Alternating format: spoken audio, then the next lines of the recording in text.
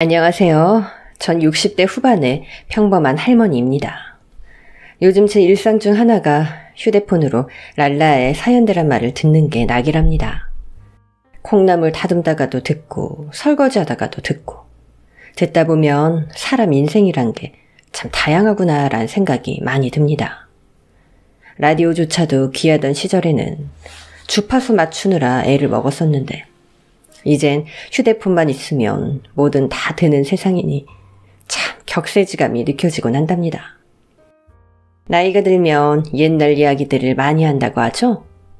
예전엔 이랬는데 하고 과거를 그리워하고 또 그 시절로 돌아가고 싶다는 기억을 갖고 있는 사람들도 많습니다. 하지만 전 지금 이 순간이 가장 행복한 것 같습니다. 정말이지 과거는 아무리 돌이켜봐도 돌아가고 싶은 순간이 단 한순간도 없습니다. 사람 인생을 희노애락으로 말한다지만 저한텐 기쁘고 즐거운 일은 거의 없었습니다. 여자의 인생으로 보자면 남편 사랑은 받아본 적도 없고 자식 재롱 피우는 거 보며 웃고 자식이 아프면 함께 우는 엄마로서의 모성애도 느끼지 못한 채 살아왔습니다. 그렇다고 제가 결혼을 하지 않고 혼자 산 것도 아닙니다. 결혼을 하고 아이를 낳는 남들에겐 평범한 일상이 저에겐 어려운 일이 됐는지 매일 자신을 원망하고 세상과 이별할 생각도 수없이 했습니다. 한 곡에 넘으면 또 한 곡에 또 한 곡에 살면서 인생의 쉼표 하나 찍지 못하고 살아왔던 것 같습니다. 인생의 절반을 눈물로 살아야만 했던 제 이야기. 한번 들어주시겠어요? 소장농의 딸로 태어나 저는 매일 일만 하고 살았던 것 같습니다. 정말 너무나도 가난했던 탓에 학교 가는 것은 저에게 사치였습니다. 초등학교는 겨우 졸업했지만 중학교는 결국 돈 때문에 가지 못할 형편이었죠. 그래서일까요? 전 교복을 입고 등하교를 하는 여학생들을 보면 왜 그리 부럽던지 길 가다가도 한참을 바라보곤 했습니다. 그땐 가난이 원망스러웠고 이런 가난을 물려준 부모가 밉기도 했습니다. 엄마, 나도 돈 좀 모아서 검정고시라도 쳐볼까? 요즘은 졸업장 없으면 취직도 못한대. 중고등학교 졸업장은 그래도 있어야. 쓸데없는 소리 하지 마. 그리고 네가 무슨 돈을 모아? 돈 모으면 집에 보태야지. 검정고시는 무슨 놈의 검정고시. 그렇게 이 집에서 벗어나고 싶으면 시집이나 잘 가. 여자 팔자, 뒤움박 팔자라고 어떤 놈을 만나느냐에 따라 삼시세끼 제대로 먹느냐 마느냐가 결정되는 거야. 멀리 볼 것도 없어. 네 엄마 보면 모르겠냐? 생각해보면 엄마가 웃는 모습은 단 한 번도 없었던 것 같습니다. 그냥 매일 어떻게 하면 가족들 밥 굶기지 않고 살 수 있나 그 생각만 했습니다. 아버지 또한 힘들게 일해도 제대로 돈도 벌지 못하고 무시만 당하는 그런 삶을 살았죠. 전 그런 부모님을 보면서 절대로 난 부모님처럼은 살지 않겠다고 가슴에 새겼습니다. 내가 자식을 낳으면 돈이 없어도 웃음이 있는 가정을 만들어 줄 거고 자식에게 누구보다 당당한 부모가 되어야겠다고 다짐했죠. 6남매 중 큰오빠만 고등학교를 겨우 졸업했고 나머지 형제는 전부 일토로 뿔뿔이 흩어졌습니다. 저도 어떻게 해서든 취업을 해서 이 집을 벗어나고 싶은 생각뿐이었습니다. 지금 생각해보면 얼마나 철딱선이 없는 생각만 했는지 참 하늘에 계신 부모님께 늘 죄송한 마음뿐입니다. 20살이 되던 해 엄마는 시장에 아주 작은 방앗간을 차렸고 전 그 방앗간에서 엄마 일을 도왔습니다. 다 큰 처자가 엄마 일을 거들고 있으니 시장 사람들에겐 제가 늘 이야깃거리 소재였죠. 아니 말자는 만나는 총각 없어? 그래 얼굴도 반반하니 지금 시집 보내면 딱 좋겠구먼. 바빠 죽겠는데 시집은 무슨 갈 때 되면 다 가겠지. 그런 소리 말어. 저기 떡집 아들내미는 자유연애한다고 냅뒀더니 지금 나이가 몇이야? 30이 넘었다잖아. 그니까 그런 늙은 총각한테 누가 장가가겠어? 그래도 다행인 게 저 집 땅 부자야. 예전에는 땅 있는 거 쉬쉬하더니만 요즘은 아들을 장가 보내려고 그렇게 자랑을 하고 다닌다네. 땅이 얼마나 많길래 자랑까지 하고 다닌대? 아마 10,000평은 넘을걸? 고조부 때부터 있던 땅이고 떡집 사장이 또 땅 보는 눈이 좋다네. 땅 사고 팔고 하면서 득을 많이 봤나 봐. 전 제 이야기를 하든 말든 아예 듣지도 않았습니다. 특히 저랑은 절대 결혼할 일이 없는 그런 사람 이야기는 더더욱 귀에 담지도 않았죠.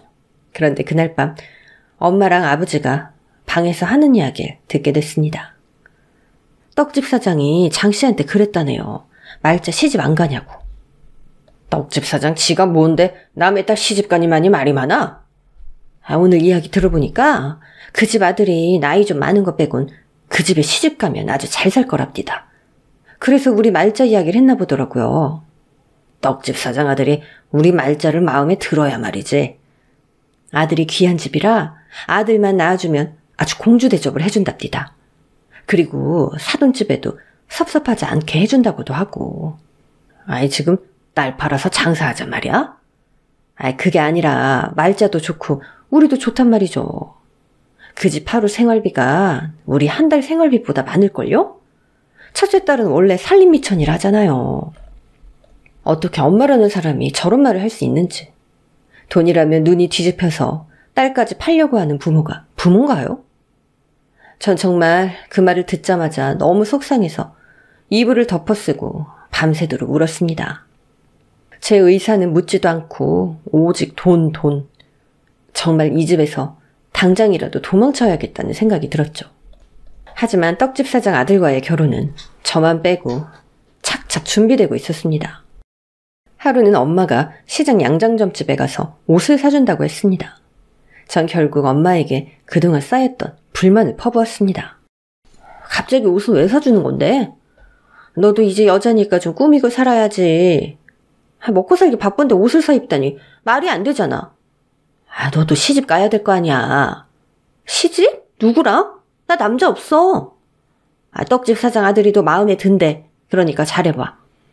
뭐? 난 그 사람 제대로 본 적도 없고 들어보니까 나보다 10살이나 많은 남자라던데? 엄마는 뭘 보고 그런 사람한테 날 시집 보내겠다는 거야? 너 계속 이렇게 살고 싶어? 너도 하루빨리 돈 많은 집에 시집 가서 사람답게 좀 살아봐야 될 거 아니야. 엄마가 이렇게 살고 싶지 않겠지. 뭐? 나 다 들었어. 아버지랑 하는 말. 나 팔아서 돈 좀 만져보고 싶은 거잖아. 뭐? 아니, 엄마한테 못하는 소리가 없어. 전 엄마에게 그대로 따귀를 맞았고 엄마의 눈엔 이제껏 보지 못한 눈물이 고여 있었습니다. 부모가 자식을 팔다니 내가 딸 팔아서 받은 돈으로 얼씨구 좋다 호의호식 하겠니?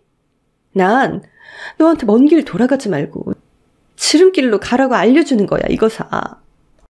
사랑? 그런 거 잠시뿐이야. 사람이 일단 살아야 할 거 아니야. 그것도 제대로. 난 네가 그렇게 살았으면 좋겠어. 검정고시도 치고 대학도 가고 아들 딸 낳아서 잘 먹고 잘 살았으면. 엄마는 늘 현실적인 분이셨습니다. 반대로 아버지는 늘 뭔가를 꿈꾸는 망상가와 같은 분이셨죠. 엄마는 아빠를 설득하기 위해 그런 모진 말을 했고 제가 부잣집에 시집가서 더 이상 끼니 걱정 안 하고 살길 바라셨던 겁니다. 엄마에게 그렇게 모진 말을 하고 전 캄캄한 밤이 다 돼서야 집으로 갔습니다. 제 방으로 가자 밥이 차려져 있었고 벽에는 아주 예쁜 원피스가 걸려 있었죠. 그리고 맞춤법이 아주 많이 틀린 삐뚤빼뚤한 메모 한 장이 밥상 위에 놓여 있었습니다. 밥 잘 챙겨 먹어라. 옷은 네가 입고 싶을 때 입어라. 전 엄마가 쓴 메모를 보자 가슴이 무너졌습니다. 제 욕심만 부려서 될 일이 아니구나 라는 생각이 들었죠. 그때 저만 희생하면 모두가 행복해질 거라 생각이 들었습니다.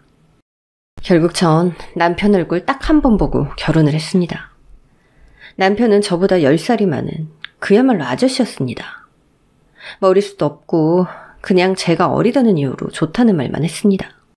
결혼 후 남편은 매일 외박이었고 집에 들어오는 날이면 늘 술에 취해 있었습니다. 야, 꿀물. 네, 여기요. 너 자유연애라고 아냐? 네? 참, 맞다. 너 중학교도 못 나왔지? 아, 네가 뭘 알겠냐? 너 솔직히 나 돈 보고 결혼했지? 왜 그런 말씀을 하세요? 야, 사람이 못 배웠다고 거짓말하면 안 되지. 너 돈 보고 결혼한 거 맞잖아. 정말 술이 취하면 허구한 날 저런 소리를 하는데 나중엔 완전히 지쳐버렸습니다. 난 사랑을 갈구하는 남자야. 내가 너랑 결혼한 건 우리 집 대를 잇기 위해서야. 돈 보고 이 집에 들어왔으니까 돈값은 해야 하지 않나? 정말 치욕스러웠습니다. 남편 말대로 전 아들만 낳아주면 끝인 건지, 결혼한 후 단 한 번도 저를 아내로서 위해준다는 건 아예 없는 사람이었죠. 남편만 그러면 제가 그나마 참을 수 있었습니다. 하지만 아들에 대한 욕심은 시부모님을 따를 사람이 없었죠. 그래, 내가 준 약은 먹고 있지? 네. 야, 넌 왜 맨날 얼굴이 울상이야? 재수없게. 그게 아니라 만복 씨가 맨날 외박에 술에. 저 너무 힘들어요, 어머니. 그게 어때서? 네? 네가 집사람 노릇을 잘 못하니까 우리 만복이가 자꾸 밖으로 도는 거 아니냐. 너 만약에 아들 못 낳으면 각오해. 알겠어? 전 저희 집안 형편이 기울어도 저를 받아들여준 시댁이 처음엔 고맙기도 하고 이상했지만 막상 결혼을 하고 나니 시댁의 속내를 알게 됐습니다. 그들은 그냥 절 대를 이어줄 하나의 수단으로만 생각하고 있었던 거죠. 맨날 밖으로 도는 남편 때문에 전 과부나 다름없었습니다. 남편은 동네 사람들이 다 알 정도로 대놓고 다른 여자와 바람을 피워댔죠. 당연히 남편의 분류는 저희 친정 식구들 귀에도 들어갔습니다. 결혼하고 겨우겨우 6개월 만에 친정 나들이를 할 수 있게 됐는데 이런 소식을 가지고 가게 될 줄은 상상도 못했습니다. 엄마, 좀 잤어? 점심 차려놨으니까 먹고 얼른 시댁으로 가. 시어른들 기다리시겠다. 엄마, 원래 남자는 이 여자 저 여자 끼고 노는 게 본래 습성이야. 아무리 예쁜 양귀비가 와도 조강지처한테는 못 당하니 그러려니 하고 살아야 돼. 엄마 말 무슨 말인지 알겠어? 친정엄마에게도 부끄러워 얼굴을 들지 못할 정도로 남편의 바람기는 정말 대단했습니다. 일주일에 한 번꼴로 여자를 갈아치우고 제가 모르게 혼외자가 있다는 소문도 있었습니다. 하지만 아들이 아니라서 데리고 오지 못할 뿐이었죠. 진짜 이런 남편 꼴만 보면 조강지초고 뭐고 다 버리고 도망가고 싶었습니다. 하지만 저도 아이를 낳으면 남편이 좀 마음을 잡겠거니 했죠. 이런 제 바람은 결혼 10개월 만에 이루어졌습니다. 임신입니다. 축하해요. 정말요? 아이고 이제 됐어. 선생님, 근데 아들이요? 딸이요? 그건 모릅니다. 삼신할머니가 아시겠죠. 근데 저대는 딸이 낫지 않습니까?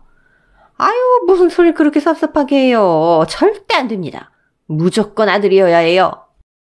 사실 시어머니는 제가 시집온 직후 용하다는 한의원을 찾아다니며 아들을 갖게 해줄 수 있는 약이란 약은 모두 구해서 저에게 먹였습니다. 임신도 하지 않은 저에게 행동거지며 몸가짐까지 24시간 임신부처럼 행동해야 한다고 늘 감시했죠. 이제 임신을 했으니 시집살이가 좀 나아지려나 했는데 제 생각은 틀렸습니다. 오직 아들을 낳기 위해선 시어머니가 시키는 대로 해야만 했습니다. 아침부터 저녁까지 시어머니가 먹으라는 대로 먹고 하라는 대로 하고 정말 저란 존재는 없고 오직 뱃속에 아기만 생각하셨죠. 정말 황당한 일도 있었습니다. 하루는 시어머니가 절 부르시더군요. 어머니 부르셨어요? 너 건너집 삼부잣집 알지? 네. 가서 속옷 좀 훔쳐와라. 네? 입던 속옷을요? 그럼 입던 속옷이지 새 속옷이겠냐? 아들 많이 낳은 여자 속옷을 입고 있으면 아들 낳는다고 하더라. 그러니 이따 눈치껏 가서 좀 훔쳐와봐. 알겠지? 아니 아들 낳으라고 속옷을 훔치라니 정말 어이가 없었습니다. 전 결국 시어머니의 등살에 삼부잣집에 놀러가는 척하며 빨래줄에 있는 속옷을 훔쳐 집으로 왔습니다. 그런데 그 속옷을 보니 이런 생각이 들더군요. 만약 내가 아들을 낳지 못한다면 전 어떻게 될까 하고 말이죠. 배는 점차 불러왔고 시어머니는 제 배를 보며 무조건 아들이라고 확신했습니다. 배가 남산만하니 떡두꺼비 같은 아들 낳겠다. 커 봐라. 시엠이 시킨 대로 하니까 얼마나 좋으냐. 산딸이 다음 달이니 준비 좀 해야겠다. 안 그래도 네 시아버지가 얼마 전에 사돈 집에 땅을 좀 주셨다더라. 네? 세상에 이런 시댁이 어딨니? 그렇게 알고 있고 너도 아들만 낳으면 시아버지가 아마 널 업고 다니실 게야. 얼마나 아들을 기다리시는지. 저희 친정집에 땅을 줬다는 이야기를 듣고 전 기쁘기보다 왠지 불길한 생각이 들었습니다. 만약에 아들이 아니면 어쩌나 하고 말이죠. 이 불길한 생각은 10달 내내 제 머릿속을 떠나지 않았습니다. 남편은 제가 아이를 가져도 별 상관하지 않았습니다. 전 그래도 남편인데 애 이름이나 하나 생각은 좀 했으면 해서 물어봤죠. 여보, 우리 아기 이름 하나 지어주세요. 이름? 아버지가 알아서 하실 텐데 그런 걸 내가 신경 써야 하나? 그래도 우리 자식이잖아요. 하도 이름을 많이 지어줘서. 네? 이봐, 내가 경험이 있어서 하는 말인데 만약에 딸이면 어쩔 거야? 어머님이... 우리 엄마가 무슨 점쟁이도 아니고 아유 몰라. 그냥 개똥이라고 해. 이름은 험하게 지어야 오래 산다고 하잖아. 전 남편이 저런 개똥 같은 소리를 할 줄 알았습니다. 저도 남편을 그냥 제 소중한 아이를 갖게 해준 하나의 수단일 뿐이라 생각하기로 했고 아이만 보고 살기로 결심했죠. 시부모며 남편이며 전부 절 못 잡아먹어 안달이다 보니 전 아이에 대한 집착이 점점 더 심해졌던 것 같습니다. 어느 날 밤 갑자기 배가 아파오기 시작했습니다. 여보. 그런데 남편은 새벽에 또 어딜 갔는지 보이질 않았고 전 시어머니 방으로 갔습니다. 어머님. 이 밤에 뭐야. 어머, 진통이야? 얼른 산파 불러야겠다. 이봐, 창이네. 산파 좀 빨리 불러봐봐. 시어머니는 제가 아이를 낳을 줄 알고 분만실을 집에다 만들어 놓으셨죠. 당시만 해도 집에서 아이를 낳는 일은 아주 흔했거든요. 힘줘, 힘껏! 전 진통 15시간 만에 아이를 출산했고 그 뒤로 정신을 잃어버렸습니다. 정말 오랜만에 단잠을 자고 일어난 것 같았습니다. 산파 할머니가 제 옆에 있었고 할머니는 아기를 안고 있었죠. 아기는 건강한가요? 아주 건강해. 혹시 아들인가요? 딸인가요? 둘째는 아들 낳으면 되지. 딸이야. 이것 봐. 예쁘지? 전 아기를 보자마자 눈물이 왈칵 쏟아졌습니다.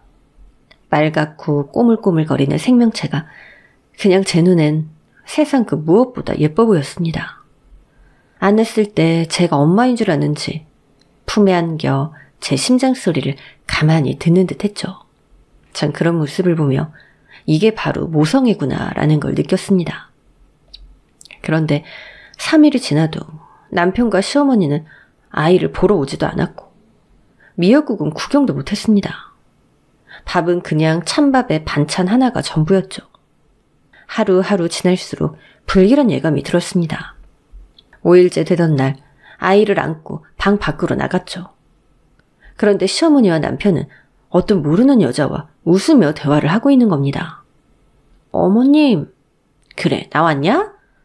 어머님, 모유가 잘 안 나와서 그런데 미역국 좀 끓여주시면 안 될까요? 내가 왜? 아기가 너무 배고파해서. 아들도 못 낳은 주제에 터진 입이라고 많이 나오냐? 어머님, 내가 아들 낳으라고 너한테 공들인 돈만 해도 아유 말이야. 어머니 그래도 첫 손자인데 안아보시지도 않고 너무하시는 거 아니에요? 야, 입 다물어. 뭘 잘했다고 엄마한테 말대꾸야? 당신이 사람이야? 당신 자식이 태어났다고. 당신 자식. 내 자식? 나 자식 많아. 아직 아들을 못 봐서 그렇지.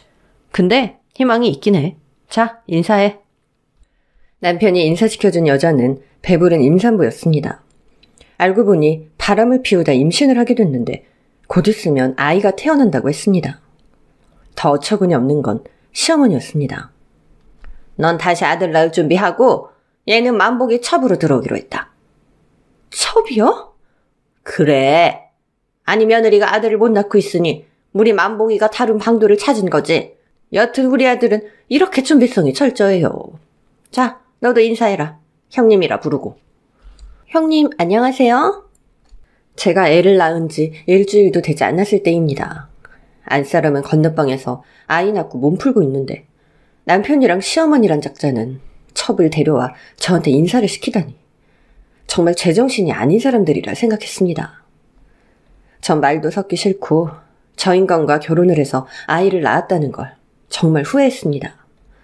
하지만 남편이 밉지 아이가 밉진 않았습니다. 배고픈 아이를 위해 밤마다 몰래 미역국을 끓여 울면서 먹었습니다. 오직 아이만 생각하자. 오직 우리 아이만 생각하자. 라고 하면서 말이죠. 시댁은 아이가 태어나도 딸이란 이유로 이름도 지어주지 않고 정말 없는 사람 취급을 했습니다. 태어나자마자 아빠와 할머니 사랑도 못 받은 불쌍한 우리 딸. 전 딸아이에게 수정이란 이름을 지어줬습니다. 수정처럼 빛나게 자라야 해. 알았지, 수정아? 전 아이를 꼭 안고 생각했습니다. 아이를 위해서라면 그 어떤 시련도 견뎌낼 거라고 말이죠. 2달 후 남편이 데려온 여자는 아이를 낳았습니다. 그토록 바라던 아들을 말이죠. 시어머니는 아들 손자를 봤다며 온 동네방네 자랑을 했고 잔치까지 열었습니다. 야, 너 뭐해? 네? 얼른 부엌 가서 음식 준비해야 될 거 아니야. 어머니, 수정이는 누가 보고요? 수정이? 기집애 깨깨 굴어대는 거 듣기 싫어 죽겠는데 뭐 이쁘다고 보고 앉았어. 하루 굶어도 안 죽어. 아예 놔두고 빨리 일이나 해. 전 아직 목도 가누지 못하는 아이를 혼자 두고 간다는 게 말이 안 된다고 생각했습니다. 하지만 시어머니는 빨리 나와서 음식을 하라고 절 구박하셨습니다. 전 음식하면서 중간중간 아이를 보러 와야겠다고 생각했습니다. 음식을 하면서도 정말 내가 이게 뭐하는 짓인가 생각이 들었습니다. 첩에 자식이 태어났다고 잔치 음식을 하는 제 마음을 누가 알까요? 잔치는 밤까지 이어졌고 시어머니가 이거 해라 저거 해라 하는 바람에 전 딸아이를 제대로 볼 수도 없었습니다. 일을 마치고 딸아이를 보러 방으로 들어갔는데 아이가 자지러지게 울고 있었습니다. 수정아, 머리가 불덩어리네? 전 수정이를 안고 동네 병원 문을 두드리며 우리 아이 좀 살려달라 소리쳤습니다. 선생님, 우리 딸 좀 살려주세요. 제발 우리 딸 좀 살려주세요. 온 동네방네 병원이란 병원은 다 다닌 것 같았습니다. 그중 다행히도 한 병원에서 문을 열어주었고 다행히 우리 딸은 해열제를 먹고 열이 떨어졌죠. 체중도 또래 아기들보다 적게 나가다 보니 면역력이 약해진 것 같아요.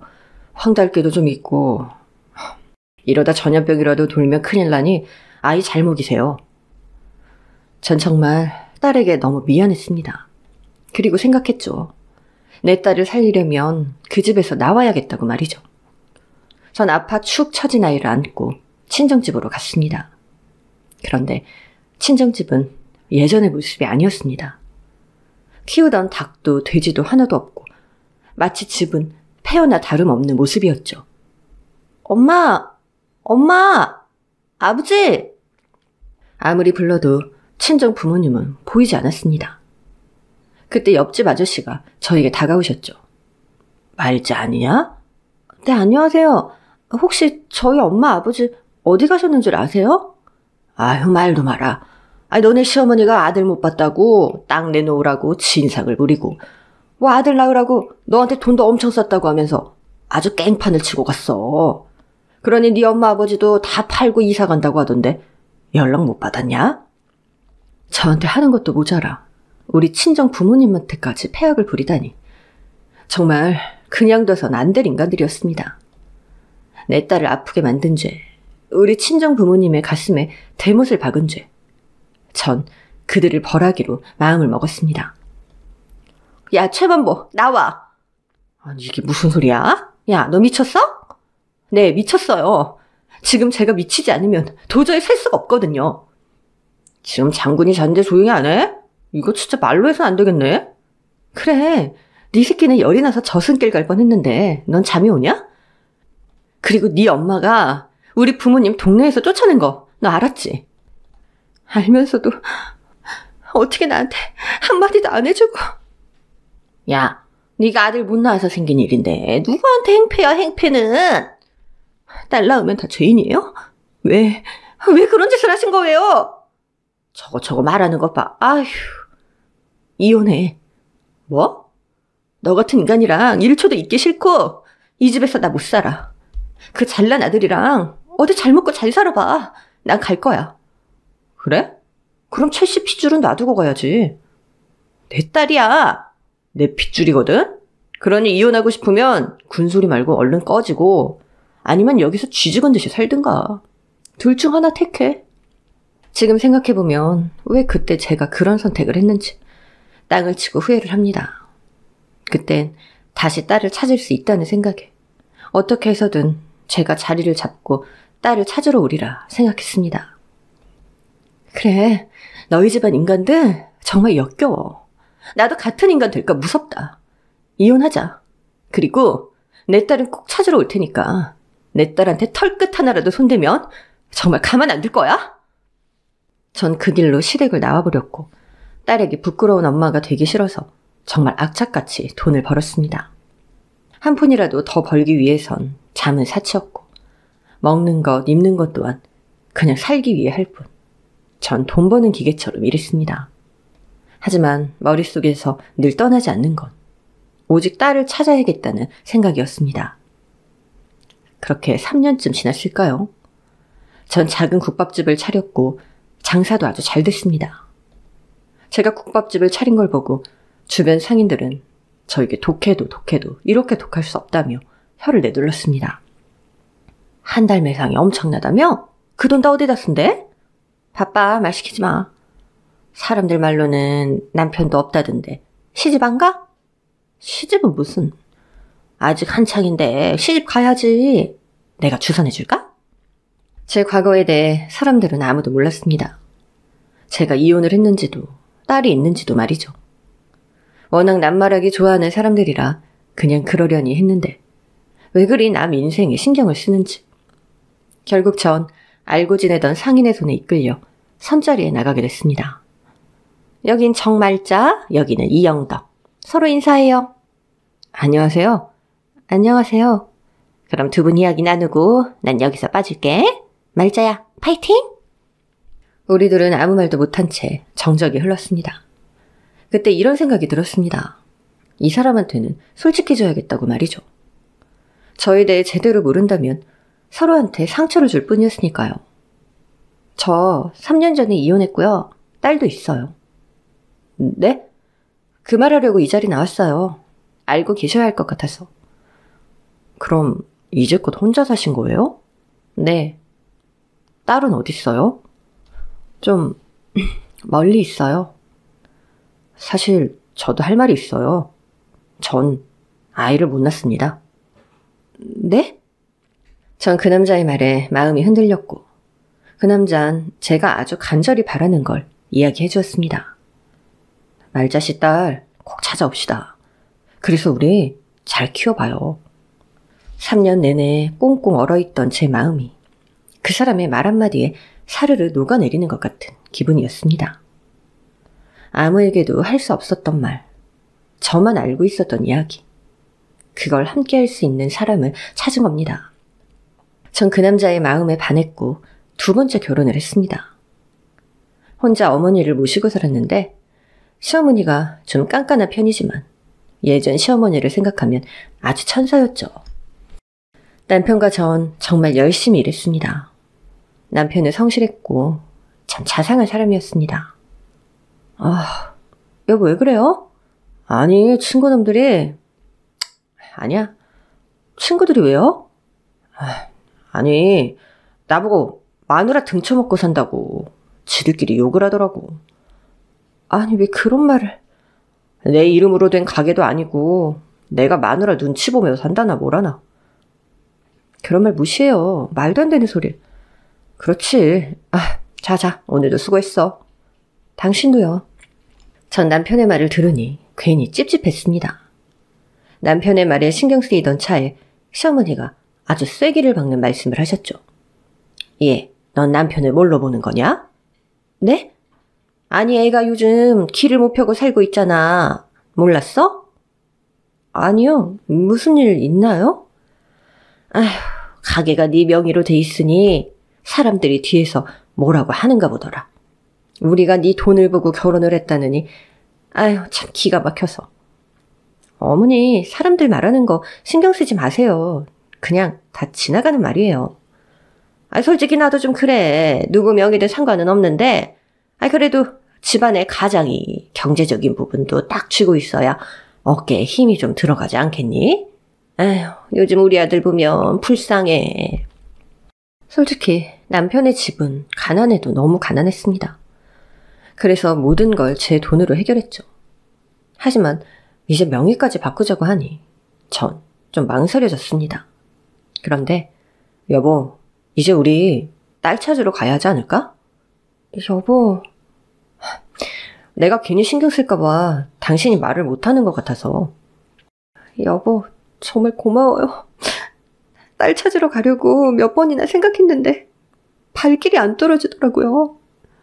그래, 엄마 마음이 다 그렇지. 가게는 신경 쓰지 말고 다녀와. 엄마한텐 내가 잘 말해놓을게. 고마워요, 여보. 그리고 여보, 응? 집이랑 가게 당신 명의로 하는 게 좋을 것 같아요. 생각해보니 당신이 우리 집 가장인데 내가 생각이 좀 짧았어요. 정말? 네, 명의 이전하고 수정이 대리로 다녀올게요. 고마워, 여보. 우리 수정이한테 좋은 아빠가 될게. 정말 고마워, 여보. 제 딸의 좋은 아버지가 돼준다는 남편의 말에 전 아무 의심도 없이 명의를 이전해줬고 딸을 찾으러 나섰습니다. 참 오래 살았던 동네였는데 왜 그리 낯선지. 아무리 낯선 동네라도 제가 자라고 또 제 딸을 낳은 곳이기에 두려움 없이 전 시댁으로 찾아갔습니다. 계세요? 누구세요? 어디서 많이 봤는데? 내 딸, 우리 수정이 찾으러 왔어요. 어머, 여보! 장군이 아빠! 어머님! 저의 등장으로 온 집안은 아수라장이 되었죠. 시어머니는 저를 보자마자 소금을 가져와 저한테 뿌렸고 전 남편은 그걸 보며 아주 야비하게 웃고 있었습니다. 여기가 어디라고 와? 안 나가? 썩 나가! 내 딸 데리러 왔어요. 큰 소리 내기 싫으니까 빨리 우리 수정 보여주세요. 수정아! 아무리 불러봐라 나오나. 뭐? 네 딸 벌써 하늘 날아갔어. 뭐라고요? 애가 좀 늘 기운이 없더라고. 우리도 병원에 데리고 가고 다 해봤어. 근데 명이 거기까진 걸 우리가 어쩌겠어? 이 나쁜 놈. 내 딸 내놔. 내 딸! 이게 어디서 자식 팽개치고 나가기 누군데? 솔직히 네 딸 네가 죽게 만든 거야. 알아? 전 시어머니 말에 할 말이 없었습니다. 너무 맞는 말이었거든요. 자식 놔두고 나 살겠다고 나갔다가 자식을 하늘로 보낸 걸 누구 탓을 하겠습니까? 다 엄마 탓이었죠. 전 딸이 하늘나라로 갔다는 소식이 도저히 믿기지 않아서 동네 사람들을 붙잡고 물어봤습니다. 하지만 동네 사람들의 답변 또한 똑같았습니다. 딸은 열병이 다시 나서 하늘나라로 갔다고 했습니다. 그동안 딸을 볼 수 있다는 희망에 살아왔는데 이제 딸을 볼 수 없다니. 억장이 무너졌습니다. 딸의 무덤이라도 가고 싶었지만 화장을 해서 없다고 하고 전 그저 하늘에 대고 딸에게 미안하다는 말밖에 할 수 없었습니다. 엄마가 미안해, 수정아. 내 딸 수정아. 정말 딸을 따라가고 싶은 마음도 여러 번 있었지만 절 기다리는 가족들이 있다는 사실에 정신이 반은 나간 채로 집으로 돌아갔습니다. 그런데 먹구름은 정말 한꺼번에 몰린다는 말이 맞았습니다. 집으로 돌아가 보니 짐이라곤 하나도 없고 남편과 시어머니는 온데간데 없이 사라져버렸습니다. 전 이게 무슨 일인가 해서 가게로 달려갔어요. 그런데 가게도 문을 닫았고 아무도 없었습니다. 정연마! 도대체 어디 갔다 이제 왔어? 아니, 우리 신랑 어디 간 거야? 집에 가도 아무도 없고 가게도 왜 저런 거야? 아휴, 집이며 가게며 다 팔고 야반도주 했어. 안 그래도 동네 사람들이 은혜도 모르는 것들이라며 자기 오기만 기다리고 있었잖아. 뭐? 자기 이름으로 된 거 아니었어? 혹시 남편한테 다 준 거야? 모조리? 말문이 막혀 말도 나오지 않았습니다. 이제껏 두 모자는 내 모든 걸 빼앗아 가려고 아주 계획적으로 접근했던 겁니다. 절 주선해준 사람은 남편과 아주 친한 사이였다고 했습니다. 그래서 절 아주 오래전부터 지켜봐왔고 제가 가게를 인수하자 남편은 저와 결혼을 하려고 했던 거죠. 제 과거도 다 안아줄 것처럼 말하면서요. 전 하루아침에 딸도 잃고 재산도 잃고 모든 걸 잃었습니다. 내가 뭘 그렇게 잘못했길래 이런 벌을 내리는지. 정말 하늘이 너무나도 원망스러웠습니다. 온 힘을 다해 살아왔는데 왜 나에게 이런 시련이 닥친 건지. 전 살아갈 희망조차 잃어버렸습니다. 동네 사람들의 도움으로 작은 방 한 칸을 얻어 살게 됐지만 전 산송장이나 다름없었습니다. 딸을 따라가겠다고 몇 번이나 무지개 다리를 건너려 했지만 그것조차 잘 되지 않았습니다. 그럴 때마다 동네 사람들이 절 구했고 전 정말 제 인생이 너무 부끄러워서 사람들조차 만나는 게 두려워져 갔습니다. 결국 전 살던 동네를 떠나 멀리 달동네로 이사를 하게 됐고 거기서 참 힘든 시절을 보냈습니다. 가난이 그렇게 싫던 제가 이젠 가난해도 제발 제가 살아갈 희망이라도 찾았으면 좋겠다는 그런 생각이 간절했습니다. 그러던 중 전 독거노인 어르신들을 위해 밥차를 운영하는 곳에 취직하게 되었고 저희 친정부모님을 생각하며 어르신들을 위해 맛있는 음식을 만들게 되었습니다. 역시 말자 여사님 음식 솜씨는 대박이에요. 그쵸? 그러게 말이야. 요즘 어르신들이 얼마나 식사를 잘하시는지 다 말자 여사님 덕분입니다. 제가 여사님, 제가 계속 봤는데 몸이 좀 안 좋으신 것 같아요. 내일은 좀 하루 쉬시고 병원에 얼른 다녀오세요. 그냥 감기겠지. 괜찮아. 그러다 큰 병 돼요. 내일 꼭 병원에 가보세요. 아셨죠? 전 동네 병원에 가서 진찰을 받았고 동네 병원에선 추가적으로 검사해야 할 것이 있는 것 같다며 큰 병원으로 가보라고 했습니다. 전 혹시나 어르신들에게 전염이 되는 병에 걸린 게 아닐까 걱정되는 마음에 큰 병원으로 검사를 받으러 갔습니다. 살면서 병원 문턱도 밟지 않았던 저였는데 나이가 들어 막상 큰 병원에 오니 괜히 겁이 났습니다. 여러 가지 검사를 하고 담당의 선생님을 만나러 갔습니다. 어서 오세요. 참 젊고 예쁜 여의사 선생님이었습니다. 전 의사 선생님을 보니 이상하게 마음이 한결 편해지면서 병원에 오기 전 두려움이 금방 없어진 듯 했습니다. 검사 결과 나오려면 시간이 좀 걸릴 거예요. 좀 의심스러운 부분이 있어서 추가적으로 한두 가지만 검사 더 하고 가시면 될 것 같아요. 근데 왜요? 제가 뭐 큰 병이라도. 아니요, 그게 아니고 저랑 좀 너무 닮으신 것 같아서요. 네? 여의사의 말로는 본인은 동두천에서 태어나 아주 어릴 때 친할머니의 성화로 아빠와 생리별을 하게 됐다고 했습니다. 딸려는 필요 없다는 할머니 때문에 이후 의사부부의 집에 입양이 됐고 의사부부는 자신의 친모에 대해 아주 잘 아는 사람이었다고 이야기했습니다. 자신은 그 의사부부의 가장 어린 환자였고 친모는 자신을 엄청나게 사랑했던 것으로 기억한다고 했습니다. 전 이야기를 듣자마자 뭔가 이상한 끌림이 있었습니다. 지금 이 자리에서 확인하지 않으면 평생 후회할 것 같은 생각 같은 것이 있었죠.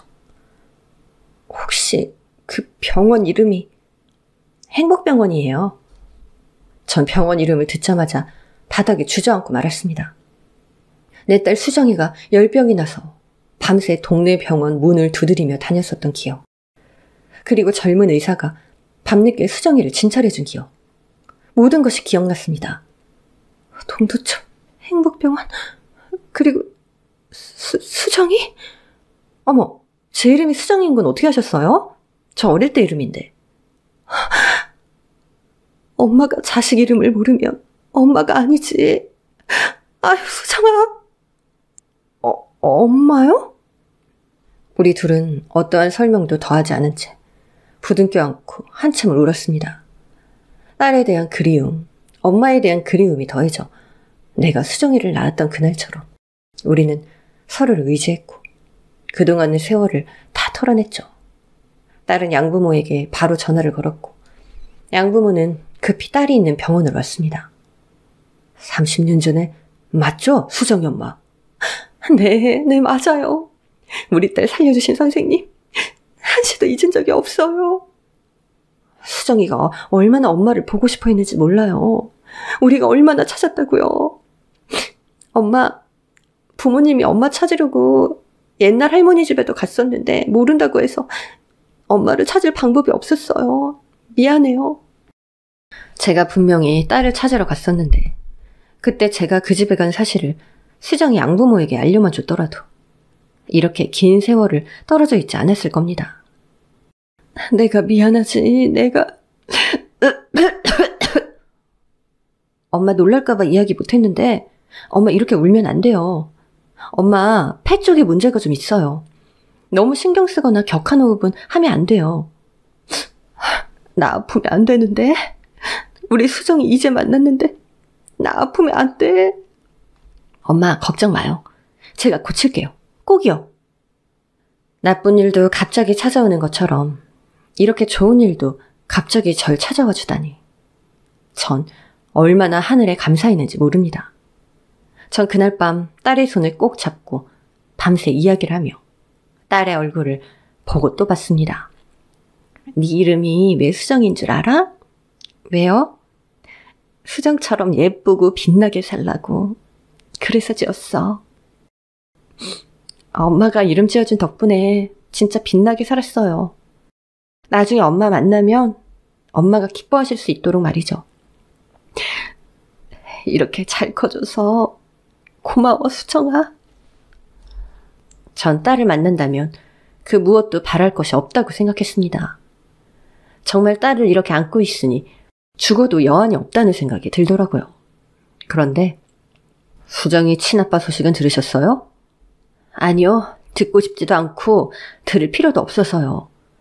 수정이 입양할 때 돈을 요구하더라고요. 자기 자식을 맡기면서 돈을 요구하는 걸 보고 전 이런 아빠 밑에서 애가 자라면 안 되겠다는 생각에 입양을 서둘렀습니다. 어떻게 아빠란 사람이 자기 딸을... 정말요?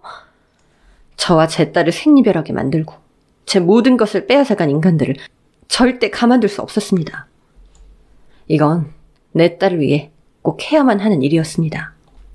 다시 수정이 친아빠 집을 찾아갔습니다. 그런데 20년 전쯤 찾아갔을 때만 해도 동네에서 최고 부자였는데 그 부잣집은 재개발로 흔적도 없이 사라져 있었습니다. 수소문 끝에 두 모자를 만나게 됐고 만나보니 정말 사람은 나쁜 짓 하고는 제대로 살 수 없다는 걸 알게 됐습니다. 거짓골도 그런 거짓골이 없더라고요. 수정이 친아빠는 시장 채소 가게에서 상한 채소들을 대신 치워주고 그것으로 허기를 달래며 살고 있었습니다. 너 말자? 그래, 기억은 하고 있었네? 아유, 말자야. 아유, 나 좀 살려줘. 나 너 가고 나서 얼마나 힘들었는지 몰라. 수정이 친아빠는 아들을 낳아준 첩과 살다가 도박에 손을 대 있던 재산을 모두 탕진하고 남아있는 재산마저 첩에게 다 빼앗기고 길바닥에 나앉게 되었다고 했습니다. 수정이 친할머니는 그 충격으로 화병이 나서 세상을 떠나고 말았죠. 수정이도 기억나? 수정이? 그래, 우리 딸. 우리 딸? 웃기지 마, 내 딸이지. 네가 언제 수정이 한번 안아준 적 있어? 그땐 엄마 성화에 못 이겨서. 내 딸 수정이 지금 의사 됐어. 당신 꼴을 보니까 아빠가 있었다는 사실 말하기조차 부끄럽다, 정말. 의사? 그거 다 내 덕분이야. 내가 그 병원집에 입양 보냈다고. 내 딸이 의사라니. 수정이한테 찾아가 봐야겠네. 아빠가 여기 이렇게 살아있다고. 뭐가 당신 덕분이야? 딸 팔아먹은 주제. 오늘 내가 왜 여기 온 줄 알아? 당신 수정이 앞에 조금이라도 얼씬거렸다간 내가 가만두지 않을 거라고 경고하려고 왔어. 그러니까 이 축 처진 배추 쪼가리처럼 그냥 쭈그리고 살아. 알겠어? 전 말이 끝나자마자 배추 쪼가리로 수정이 친아빠의 머리를 후려쳐버렸습니다. 정말 30년 동안 묵은 체증이 싹 사라지는 기분이었죠. 두 번째 남편은 전국을 돌며 저뿐만 아니라 다른 여자들에게도 사기를 쳐 모자 사기단으로 구속이 됐고, 전 그 모자 사기단에게 당한 피해자의 한 사람으로 또다시 그 인간들을 고소했습니다. 제 병 또한 수정이의 노력으로 많이 회복이 됐고, 이젠 수정이와 매주 등산도 즐길 만큼 건강해졌죠. 요즘은 너무 행복해서 매일매일 감사기도를 드리고 있습니다. 세상이 모두 날 등지고 있다는 느낌을 받는 순간이 있습니다. 아무리 노력해도 안 되고 가만히 있어도 나쁜 일만 닥치는 그런 시기 말이죠. 하지만 이런 먹구름이 절대 멈춰있지만은 않습니다. 억수 같은 비를 내리고 천둥번개로 우리를 두렵게 해도 언젠간 맑은 날이 오고야 마는 게 바로 인생이니까요. 여러분, 지금 좌절하고 있다면 당당히 그 문제와 맞서세요. 주저하거나 회피하면 그건 평생 당신을 따라다닐 것이고, 맞서는 순간은 고통스럽고 힘들겠지만 그것이 지나가면 당신에게도 환한 빛이 비칠 거라는 걸 꼭 믿길 바랍니다.